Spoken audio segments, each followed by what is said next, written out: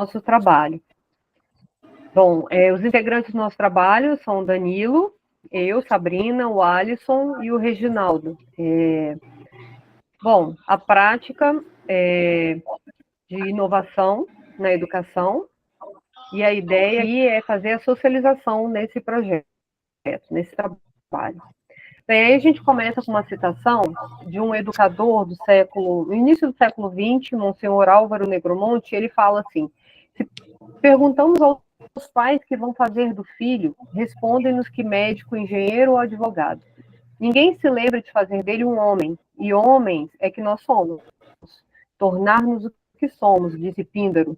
Então, tornar-nos homens é o essencial. Tudo mais é acréscimo, por importante que seja.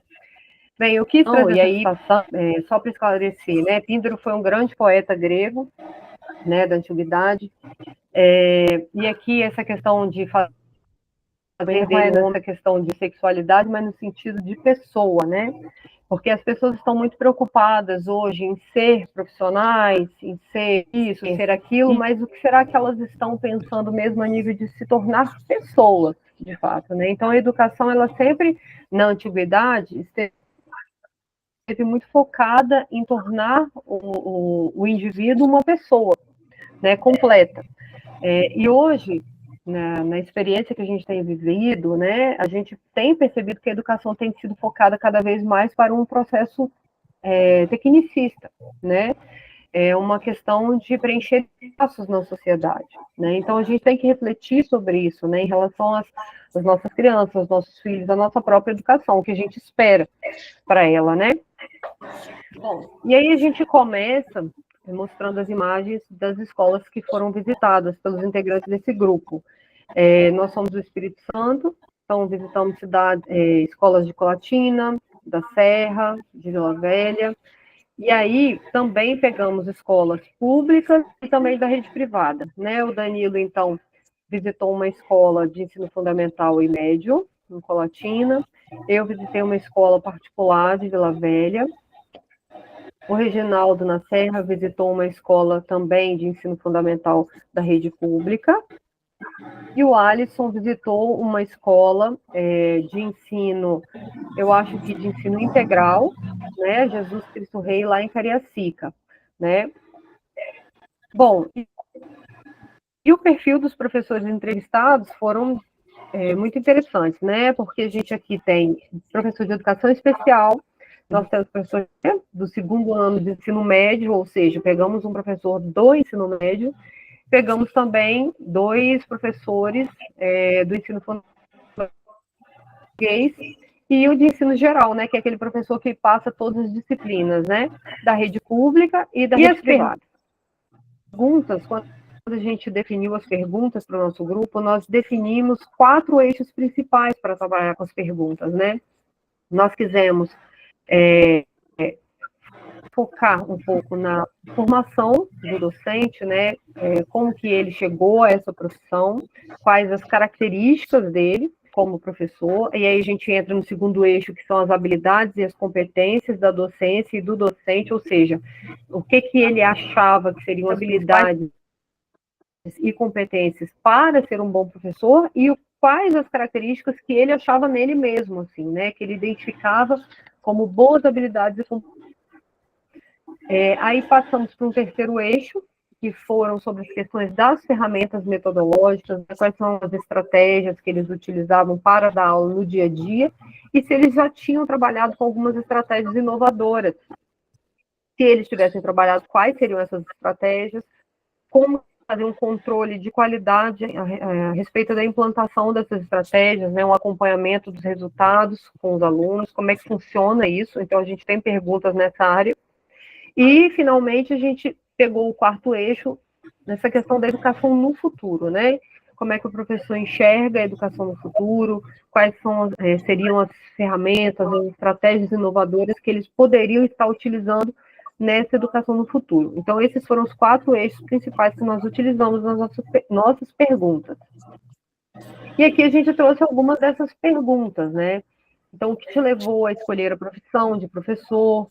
Há quanto tempo você está nessa área? Quais as habilidades que foram adquiridas na graduação? quais as habilidades que foram desenvolvidas durante a prática docente, se na sala de aula já buscou implementar alguma estratégia de ensino inovadora, como é que os alunos encararam isso, se a escola também percebeu alguma alteração, mudança na qualidade do ensino em relação a isso. E a questão do futuro da educação, né? O que ele enxerga como a educação no futuro, né? Apesar das limitações a nível de política de governo, apesar de falta de recursos, como é que ele enxerga esse processo de transformação? Bem, e antes de começar a gente falar um pouquinho das respostas, assim, um pouco falando até da minha percepção a nível da visita que eu fiz, eu visitei uma escola da rede particular que tem uma estrutura, né, muito boa, mas mesmo assim eu pude identificar algumas questões bem limitantes, né? Então, por exemplo, a sala de aula que eu participei, né, eu achei uma sala pequena para tantos alunos, eram 40 alunos na sala. A minha conversa com a professora foi uma conversa muito franca e ela colocou, por exemplo, das dificuldades que hoje ela tem, não só ela, mas também todos os demais professores, no sentido de abarcar alunos nesse processo de inclusão, né? Então, alunos que têm essas dificuldades cognitivas, né, de TDAH, autismo, enfim, que possuem alguma característica que foge ao padrão da normalidade no ensino, né?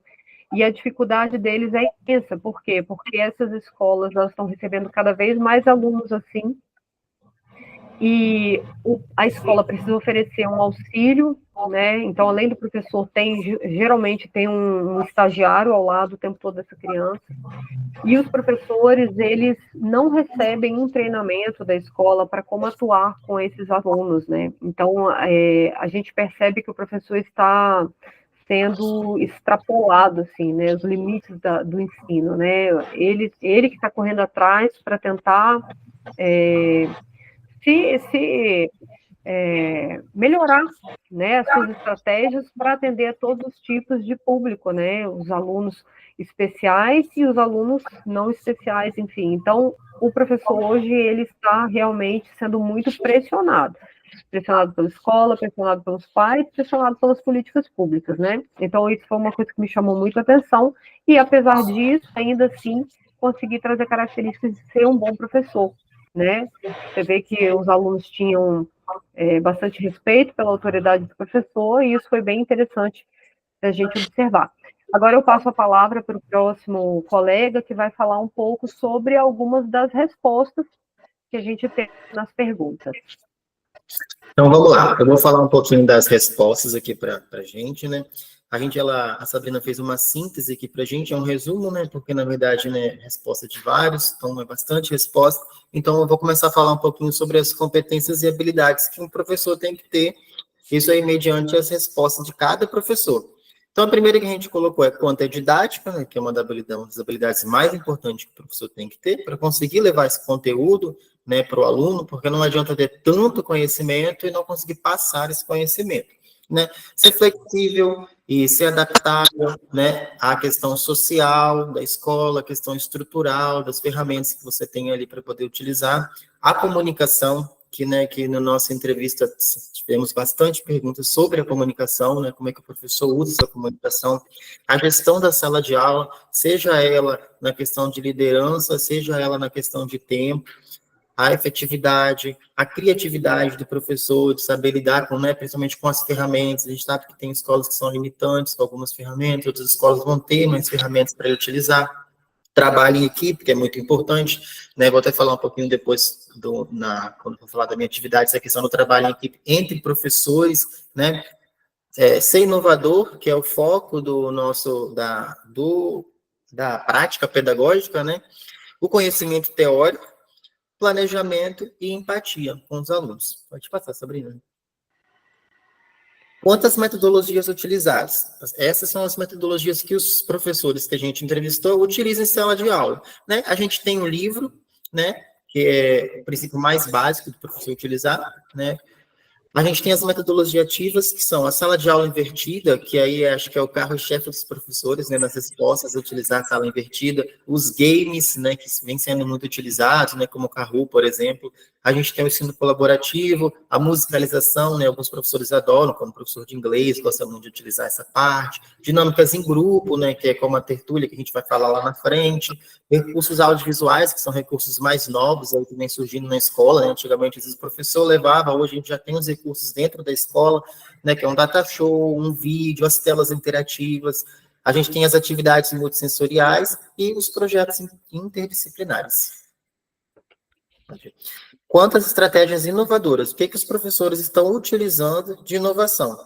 A gente tem aí de mais novo os recursos audiovisuais, né, compartilhado com a internet. A gente vai ver que, pelo menos, não sei nas escolas de vocês, mas aqui em Colatina, as escolas todas têm acesso à internet, né, todos os alunos têm notebook para poder acessar, né, mas essa internet é limitada também, né, para essa questão de interação, o que eles podem utilizar, o que eles não podem. A integração tecnológica, né, a questão das telas, a questão do uso, novamente, do notebook, as técnicas mnemônicas, né, para memorização, que já é uma técnica, né, bem antiga, vem sendo utilizada, né, desde antigamente até a atualidade, é uma técnica muito interessante para os estudos, e os jogos, né, que é bom para o professor, e os alunos também adoram, né, esse tipo de atividade. Sobre o acompanhamento dos resultados na aplicação das técnicas. Como que os professores fazem para ver se essa técnica está sendo eficaz ou não está sendo eficaz? A primeira é através da comunicação aberta e constante. O bate-papo com os alunos, a observação dos alunos, né, a troca de informação, às vezes até um pai traz uma informação diferente, como que o filho está, através que gostou da atividade, o próprio aluno comenta o feedback dos alunos, e estabelecendo metas claras. Ele estabelece uma meta, se ele atinge aquela meta, então a atividade foi efetiva. Planejamento revisado a cada 3 meses, então tem professor que revisa essa atividade, como é que foi. Avaliação quantitativa e qualitativa, né, que é através de provas, né, escrita ou prova oral, né, e resultados sempre positivos juntos aos alunos, né, que é através dos feedbacks. Sobre as dificuldades de implantação de métodos inovadores. Aí a gente tem bastante dificuldade, porque a gente tem a questão social de alguns alunos, né, a questão social das escolas, a gente tem a dificuldade de alguns alunos de não saber utilizar certa tecnologia, né, porque a gente pensa que o aluno está o dia todo no celular, que ele sabe utilizar tecnologia corretamente. Não é assim, jogar um joguinho é uma coisa, mexer no celular, no Instagram, no Facebook é uma coisa, mas usar a ferramenta de verdade, às vezes eles não sabem utilizar. E às vezes até alguns professores também existem limitações no uso da ferramenta, né? E limitações físicas da escola, falta de espaço para algumas práticas, às vezes a falta do material, né, para poder fazer aquela atividade, né, dificuldades às vezes, de conexão de internet, tudo isso entra aí nas dificuldades dos professores. Pode passar. Sobre a educação do futuro, né?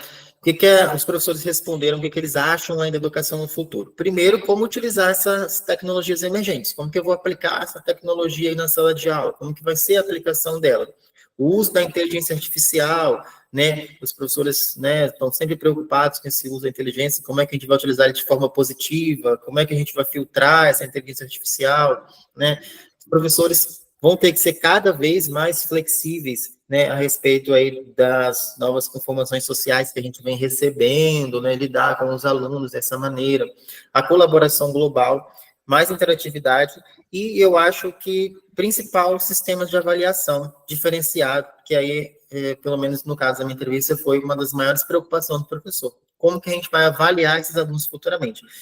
Porque só a prova escrita, né, a gente não sabe que não é a melhor maneira de avaliar um aluno. A gente tem diversas formas de avaliar o aluno, mas a gente também embate aí com essa questão sociocultural de cada aluno, sociocultural do brasileiro mesmo. Então, de você liberar uma forma de avaliação, às vezes, diferenciada, e, né, se aproveitar esse tipo de forma de avaliação, achando que está facilitando o sistema. Não é isso que a gente quer fazer. Então, muitas vezes, acaba que o sistema de avaliação continua sendo mais arcaico, que é a prova, né, enquanto a gente não conseguir saber empregar esse tipo de avaliação nas salas de aula.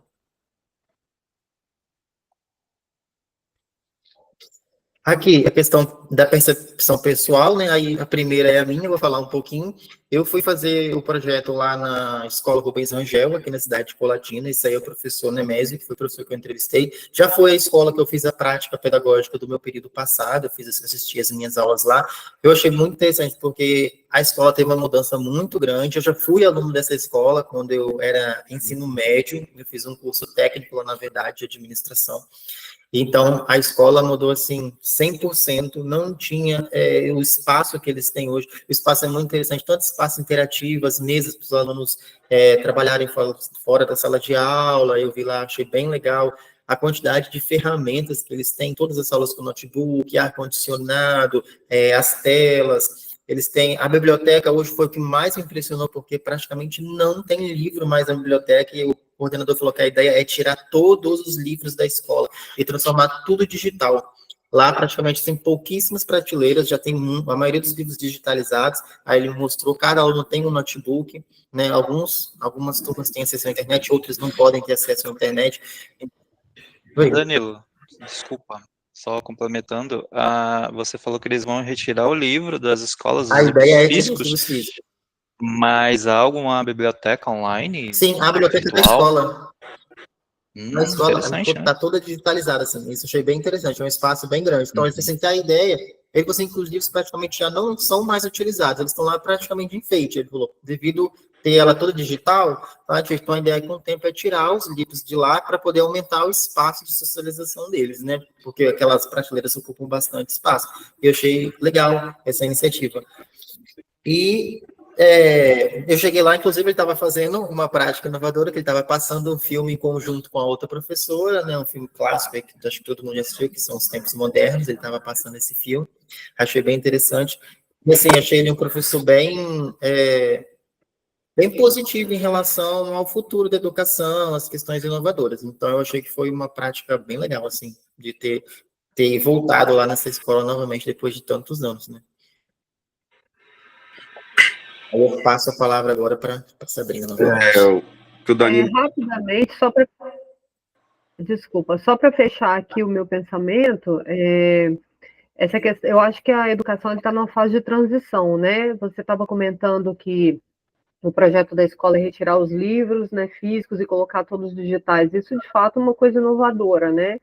E aí vai ter uma fase de transição de adaptação para todos, né? Todo esse processo de inovação que as escolas estão querendo, estão desejando, estão buscando, vai ser um processo de inovação tanto para os professores quanto para os alunos e até também para os pais, né? Porque os pais, eles, como não estão na vivência da escola, eles não compreendem muitas das ações das escolas, né?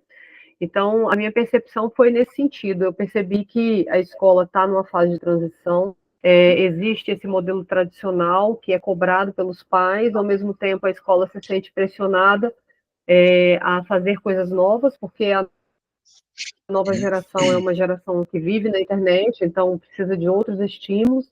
É também uma geração que está muito desatenta, então o professor disputa a atenção do aluno mesmo. Tudo isso está forjando um novo modelo, né? Então, essa experiência da prática, ela foi muito boa por conta disso, da gente perceber essas mudanças. Agora, né? Eu passo a palavra de novo para o Alisson. Minha visita foi à escola aqui mesmo do bairro, né? Onde eu conheço a escola há mais de 20 anos. Eu sou morador aqui do bairro há 25 anos. E essa escola passou por muitas mudanças, né? Antigamente era apenas o ensino fundamental, com a educação EJA, se não me engano, à noite, né? Que é uma educação para nivelar as pessoas, a educação, né, na medida da idade correta, né, ou na idade que não tiver oportunidade. E é uma escola que começa praticamente ali suas feições às 7 horas da manhã. Os alunos tomam café na escola, né? Eu até brinquei no meu trabalho, no meu resumo, que é praticamente a segunda casa, né? Segundo para nós adultos hoje, a segunda casa é o nosso trabalho, para eles a segunda casa é a escola, pois eles tomam café, eles iniciam suas aulas, depois eles almoçam, né? Eles continuam na escola, tá? Após eles voltam às 13h30 para a aula, tem um café da tarde, e se eu não me engano, eu acho que tem uma ceia, né? Se eu não me engano, o diretor comentou algo sobre. Ou seja, é uma casa, é a segunda casa.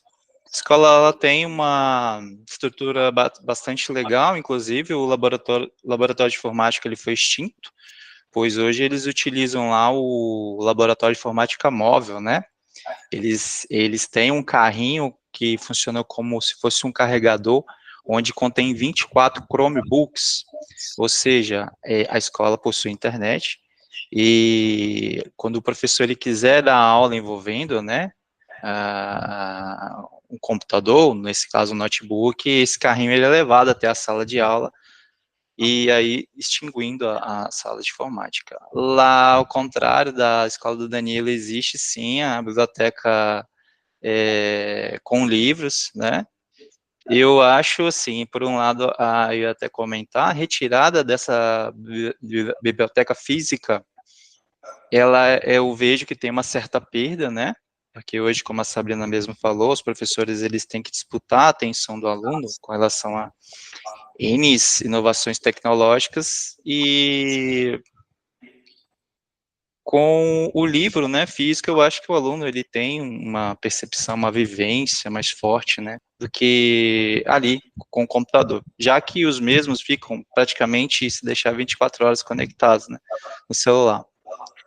Lá também tem aulas extracurriculares, como aulas de música, aulas de inglês, aulas de filosofia, né, professores da UFES, professores da Faculdade de Música, né, do Estado, e tem um amplo espaço lá para recreação, né, eu coloquei no trabalho as fotos onde tem mesas de totó, tem mesas de sinuca até, tem uma quadra muito grande, né, coberta também, e é uma escola que ampliou bastante o seu espaço e, muito praticamente, o aluno ele tem total atenção ali dos professores.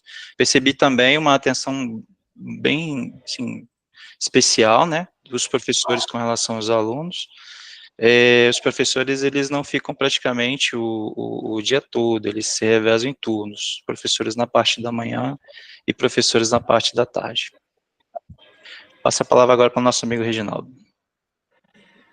Isso aí eu achei interessante, eu falei, eu tô acompanhando e eu vi, tipo assim, cada um com uma ideia, né, um pouco diferente, um, tipo assim, acha legal, questão de ter tirado o livro, outro já acha, tipo assim, talvez foi uma perda, né, mas uma coisa, a gente tem que aprender a viver com a tecnologia, né, as coisas tá As inovações.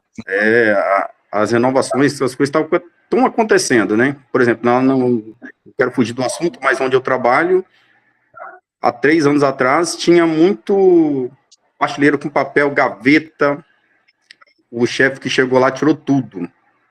Aqui na Serra, a Serra é Serra Sem Papel, a prefeitura da Serra, né? Trabalha com Serra Sem Papel. Você vai assinar um contrato, manda, você assina, tudo online, você não tem nada de imprimir papel, você não mexe mais com papel aqui na Serra. Tudo que você for fazer, você faz sem papel. E então a gente tá, cada dia as coisas estão melhorando mais e a gente não tá, talvez, tipo assim, a gente não consegue acompanhar isso, né? E qual a ideia de, talvez, de não usar mais papel, livros, essas coisas assim, porque também desmatamento, a gente poder preservar a natureza, essas coisas assim. Aí a gente pega e acaba não adequando esse tipo de coisa, mas a gente tem que acompanhar essa inovação aí, que eu acho muito interessante. Agora, voltando para o lado aí que eu vou estar falando aí, sobre também a educação especial também, a gente topa muito dificuldade também nessa área da educação, não falando assim, de uma maneira talvez não adequada, mas você tem na sala de aulas, você depender da pedagoga, você tem limite de xéricos para tirar, você tem suas limitações. Se eu quero tirar, eu preciso de 50 xéricos. Não, esse mês você já tirou já as suas 100 xéricos, você não pode tirar mais, só o mês que vem, tem que esperar virar. Ou seja, a pessoa trabalha assim em cima, no limite, né? Aí dificulta um pouco.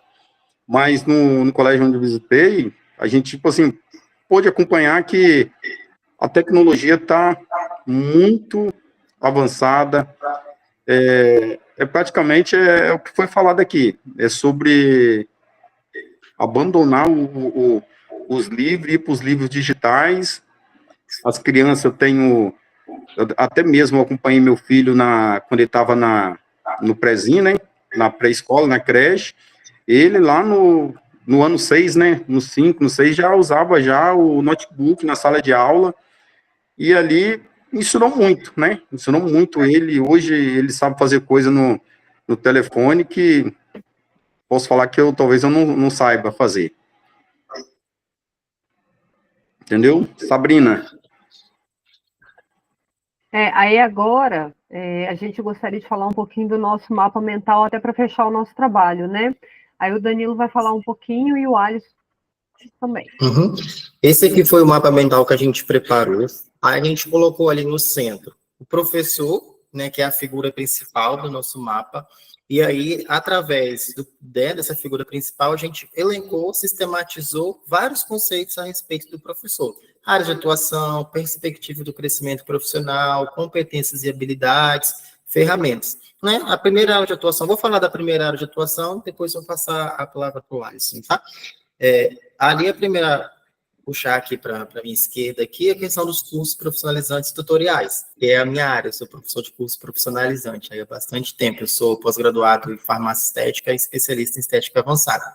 Então, eu trabalho com cursos profissionalizantes, comecei a dar aula agora aqui numa escola, né, dava aula antes na minha clínica, agora dou aula aqui numa escola, e já dei aula também em outros projetos da área de farmácia, né, que é uma das áreas aí do professor.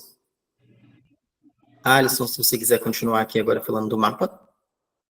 Com relação à didática, eu trabalho na área de informática há mais de 20 anos, já fui professor de informática, né, nas grandes escolas, a Microlins, Datacontro, e almejo, assim, que o professor, ele tem que ter, sim, uma didática, compreensão, né, do espaço e do aluno, paciência, que é primordial, né, que há pessoas de vários temperamentos, né, ou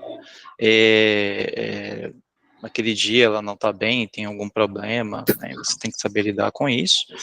A organização, por exemplo, com relação ao seu plano de aula, né, para você lidar a sua aula, lecionar a sua aula. Dinamismo, né, o professor ele tem que ser dinâmico, ter dinâmicas ali na sua sala, na sua aula.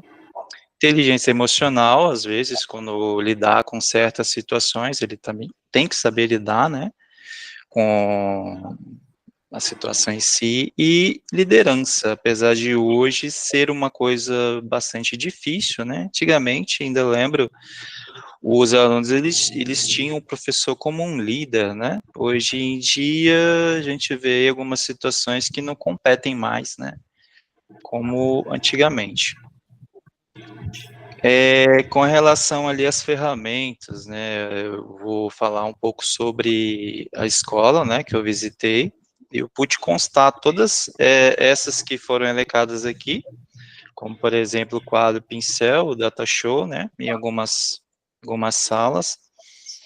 Sala invertida, games eu não tive oportunidade de visualizar, tá? As tertúlias que o Danilo mencionou no começo com relação eu acho que ele pode até explicar melhor. As reuniões, lá na escola que eu fui, o professor né? falou que eles trabalham muito com tertúlias, né? Tertúlias antes era utilizado entre os professores para eles fazerem treinamento de determinado assunto. Eles reuniam um grupo de professores, lá no caso era uma vez ao mês, e eles faziam discussão em forma de tutorial de um assunto. E ele levou isso para a sala de aula, então ele fazia tertúlias entre os alunos, que era levar um determinado assunto e em forma de grupo eles fazeriam uma discussão, cada um complementar ali do que sabia sobre o assunto, né? E com relação aos livros, eu pude ver uma variedade ali com relação aos professores, diante a matéria, né, que ele leciona. Por exemplo, a própria entrevistada do trabalho, ela não utiliza um livro, né, embora ela trabalhe com alunos com baixa deficiência, ou seja, alunos que requisitavam até mesmo de um livro especial, um livro de braille, né, em muitos casos, nesse caso, para alunos cegos, né, no qual ela trabalha também, ela falou que naquele momento ela não tinha, tá? Então, com alguns alunos de baixa visão, ela utiliza uma voz, né, mais tênue ao lado do aluno, em alguns casos, lupa, né, para ajudar a visualização, né, do quadro, ou mesmo do livro, o aluno, que o aluno se posicione, né, nas primeiras filas ali da sala de aula, tá? É basicamente isso. Reginaldo, se quiser complementar. Bom, aí eu creio que a gente chegou ao fim aí, eu acho que foi bem elaborado aí o projeto aí, a fala do Danilo aí, da Sabrina, a sua aí também, né, Alisson? Eu acho que valeu a pena participar aí dessa gravação aí. Eu acho que falou tudo, eu acho que não tem muita coisa a mais a falar, né? Deixa eu só. A não ser que alguém mais Só, quiser Pode pontuar falar, alguma coisa aí. não, isso aí acrescentando aquele último quadro ali, né, com relação à perspectiva de crescimento profissional. O professor hoje, a maioria, né, que eu pude constar, e até mesmo em algumas conversas com os professores, a maioria são DTs, né, ou também chamados de contratados, né. Alguns almejam ali, igual o Danilo colocou, concurso público, né, que hoje a gente quase não vê concurso público, né, para professor, e eu tenho até uma ideia com relação a isso, porque antigamente, não sei se vocês lembram, existiam muitas greves, né, de professores, e naquela época nós não tínhamos muitos professores contratados. Então eu não sei se é essa situação, né, apenas um ponto de vista, tá? Mas um professor concursado, um funcionário concursado, ele é mais difícil e moroso o processo, por exemplo, de demissão com relação a um contratado. Então, hoje nós temos uma gama muito grande de professores contratados. Não sei se isso é para nivelar a folha salarial do governo, né, dos municípios, né, é uma coisa a se lidar, né, que está. Carreira universitária, e eu andei conversando com alguns professores com relação ao doutorado e mestrado. Alguns doutorados, você tem uma bolsa e tem horários flexíveis, no qual você pode dar uma aula de manhã e fazer o doutorado à noite, tá? Mas, por exemplo, mestrado, aí você já tem que dedicar, né, o seu tempo ao curso. Empreendedorismo, né, empreendedor, como a Sabrina, ela fez uma visita numa escola particular, né, você pode, né, dar aulas particulares, escolas particulares, montar cursos online, feição de livros, né, eu acredito que seja um pouquinho desse quadro de crescimento profissional. Só terminando ali das áreas de atuação, né, que faltou falar das escolas públicas particulares, ensino fundamental e médio superior, que acho que é a área mais conhecida do professor, e o consultor pedagógico, né, dentro da escola e também até de forma jurídica, né, não como um advogado, mas como uma consultoria pedagógica a respeito de algum problema que você tem na escola, alguma dúvida que você tem, né, tem muitos aí na internet que você quer tirar, entre em contato, ele vai te dar uma consultoria, né, pedagógica. Acho que é isso. Tá ótimo. Tá bom, pessoal, obrigada. Eu vou parar agora a gravação, tá bom? Tá.